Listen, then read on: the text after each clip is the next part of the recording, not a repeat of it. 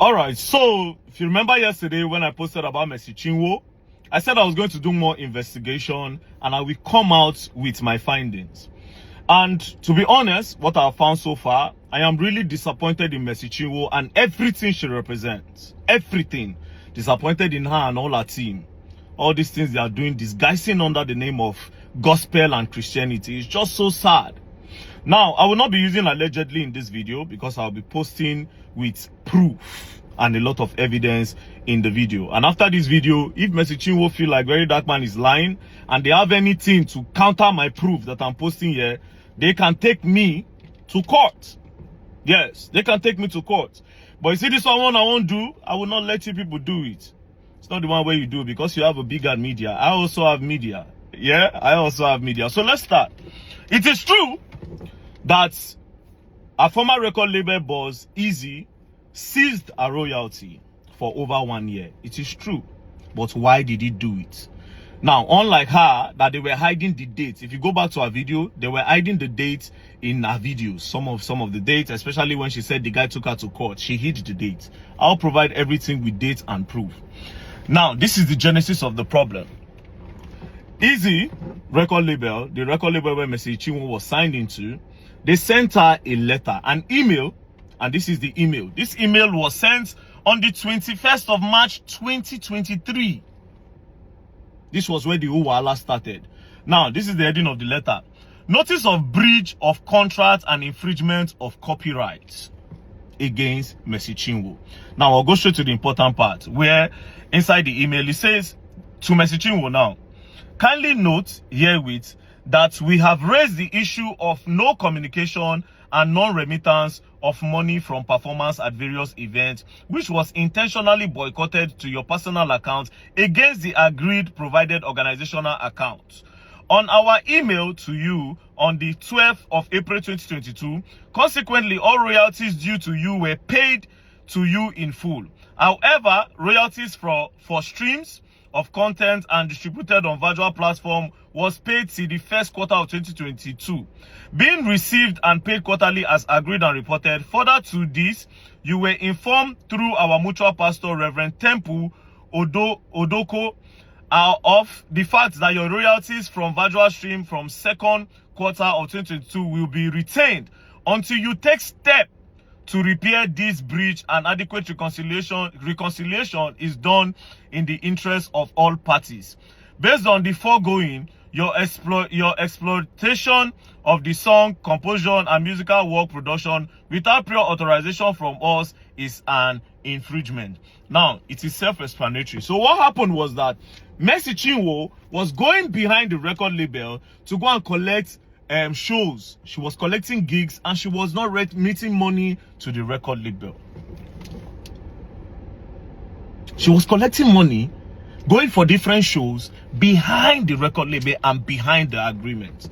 And when the record label found out, they sent her this email, and it is self-explanatory that they will hold her royalties until they come together and sit down and go back to what is on the drawing board. Because why are you going back outside the record label to make money for your own self? It is written there. It was an email sent to her. If she says it's a lie, she can sue me too, because this is evidence number one. So this one, she's saying that this is a royalty, they are trying to oppress her and blah blah blah. Lies! Lies from the pit of hell. Lies. Lies. Now, when this happened, the thing became a problem. Now, when the record label now collected money from different people that Mercy Chinwo will come and perform, Mercy Chinwo now refused, which made them started refunding money to different people, like some churches in Gambia and different churches. She was now having conflict with the record label boss, Eezee. This is the genesis of the problem, which I just presented evidence number one. Not knowing that Mercy Chinwo had now written a petition with EFCC that this guy tried to take away a royalty forcefully. And you see we have another problem there. And this is the part she did not say. And like I said, she can come and say Verydarkman is lying and they can bring lawsuits. Our lawyers can send me a lawsuit. I have my proof. Now this is where it got crazy. From nowhere, they blocked the guy's account. All his accounts in Nigeria, it was frozen by EFCC. They froze his account. They now sent him invitation to come to EFCC office. And then the guy said, why am I coming to EFCC office? This thing is a civil dispute. We can settle this thing together. It's simple. Mercy Chinwo was going behind the label to make money without remitting to the label. As simple as ABCD. Let her come. They will balance this thing. Then everybody goes. But EFCC insisted that he comes. And that was how they left EFCC in Lagos, where the both of them were staying. They now took the case to Ilorin. They took the case to Ilorin. Now, when the guy got to Ilorin, I'll get the specific date. He got to Ilorin on the 24th of April. That was when he got to Ilorin. Immediately he got to Ilorin, he was detained in Ilorin. They detained him that he was trying to scam Mercy Chinwo. Now, when they brought out the petition, it was Mercy Chinwo and Judy K that wrote the petition. Are you getting the point? Now, they sat down. They now told the guy to write statements. I will call the IPO's name, make it not be as if they hide anything. The name of the IPO is Stanley Ojilobo of EFCC in Ilorin, which this case must be investigated further. Now, Stanley Ojilobo of EFCC was now forcing Eezee that he must write statements of what him, Stanley, the IPO, is telling him to write. That was where another problem started. Then the Eezee guy said he was not going to write. That was why they kept him there for 9 days under the supervision and under the idea and petition of Mercy Chinwo. They moved the guy from Lagos, come for a meeting, they detained him there and forced him to write statements that they want. Now the case started going, and at the end of the day, the guy broke. The guy could no longer continue the wahala with them. He said, okay, I will give her the royalty. Do you understand? They calculated the money. It was $274,000. The guy said, I'm ready to pay. Do you understand? But Mercy Chinwo should also bring the money that she collected behind us. Then we will do counter and balancing. Do you understand? That was how Mercy Chinwo said, the money that she made behind the record label was this. This is the money Mercy Chinwo paid, as you can see. Mercy Chinwo paid the sum of $3,500 to the guy. See, the date is there. 26/4/2024. The guy was released. They arrested him on the... I don't write everything down. They arrested him on the 20... Sorry, he was arrested on the 16th. On the 16th and was released on the 24th. So immediately after that, Mercy Chinwo now paid $3,500. That is what she made from going behind the record label to make money. The guy said no, he's not going to agree. That they should do an audit on Mercy Chinwo's account. Mercy Chinwo refused. But the man was under duress. Eezee was under duress. So they forced him that he must transfer that money. But his account was locked. So EFCC, under the supervision of Stanley, the IPO, now told him that, okay, you know what? Let's go. We'll go and release your account. When we open it, you must do that transfer today. And that was how they went to the bank and the guy do the transfer in splits. And as you can see, proof there my screen, oh. As you can see, $200,000 was sent to Ananda Mercy Chinwo on the 15th of May 2024. He sent the first installment of $200,000. For somebody where contact say for the benefit of the body of Christ. Benefit of body of Christ, now you don't make $200,000. All right. Now this is another payment of $40,000 because they had to break it. They said they cannot do that transfer once in the bank. This was on the 16th. He added $40,000, making $240,000. Then the final completion of $34,000. So everything accumulated. So no, he did two the first time, 200,000 and 34,000. Then finally did 40,000, making $274,000. But here's the crazy part: he didn't stop there. Now they now held him again and told the guy that he must give them the catalog after they collected all this money. And the guy said no. The catalog cannot be given to you guys. First, you held me under duress. Secondly, you called me. First of all, you called me for a meeting at EFCC. You took me all the way and brought me here to Ilorin, where we know our own people. You held me under duress to the point where you forced me Even though Mercy Chinwo breached contract, you forced me to give you people $274,000, which I've done.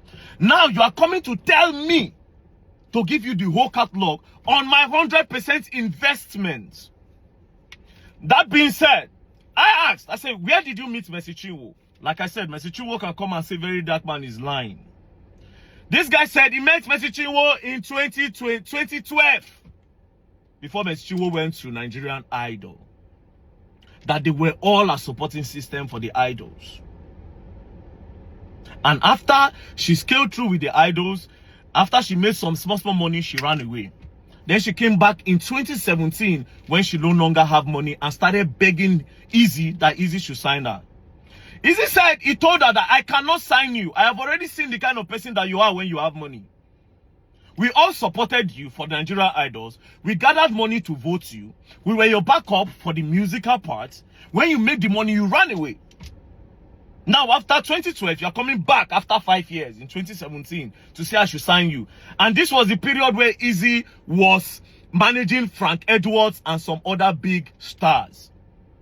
So she came, Mercy Chinwo came, knelt down and begged him. Mercy Chinwo can say it's a lie.